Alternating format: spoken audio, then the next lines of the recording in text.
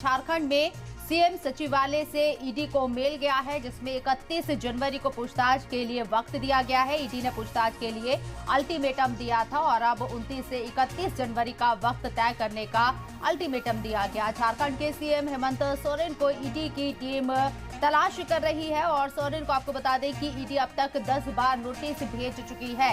एक मर्तबा हेमंत सोरेन ईडी के सामने पेश भी हुए हैं। 8 घंटे के तकरीबन पूछताछ ईडी कर चुकी है। दूसरी बार पूछताछ करनी है ईडी को और अब इसके लिए जो अल्टीमेटम दिया गया था उसके मुताबिक 31 तारीख का सचिवालय के जरिए वक्त दिया गया है कि 31 तारीख को ईडी पूछताछ कर सकती है। आयुष सिन्हा हमारे नुमाइंदे हमारे साथ मौजूद है, बात करने के लिए उनका रुख करते हैं।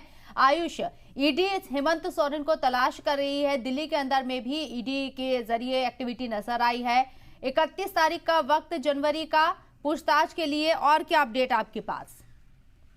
देखिए, मुख्यमंत्री हेमंत सोरेन ने अपने सीएम सचिवालय से ईडी के जो क्षेत्रीय कार्यालय रांची का हिनू है वहां मेल करवाया है और कहा है पत्र में कि वो 31 तारीख को पूछताछ के लिए समय और जो जगह है वो निर्धारित कर देंगे। हालांकि अभी स्पष्ट नहीं है कि पूछताछ जो है वो ईडी कार्यालय में होगी या आवास में होगी, क्योंकि पहली जो पूछताछ है इस मामले की 20 जनवरी को वो आवास में हुई थी और ये 8वें समन के बाद मुख्यमंत्री हेमंत सोरेन ने जो है वो पूछताछ के लिए तैयार हुए थे।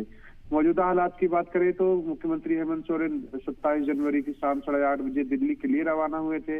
कहा गया था कि जो ईडी का अल्टीमेटम दिया गया है उसकी जुगत करने के लिए गए हैं, जुगाड़ ऐसा कुछ राहत पाने के लिए गए हैं, लेकिन कुछ वैसा उनको राहत नहीं मिल पाया। अल्टीमेटम की पहली तारीख यानी 29 आज ईडी उन पर शिकंजा कसती हुई नजर आती है। ऐसे में वो मेल करते हैं।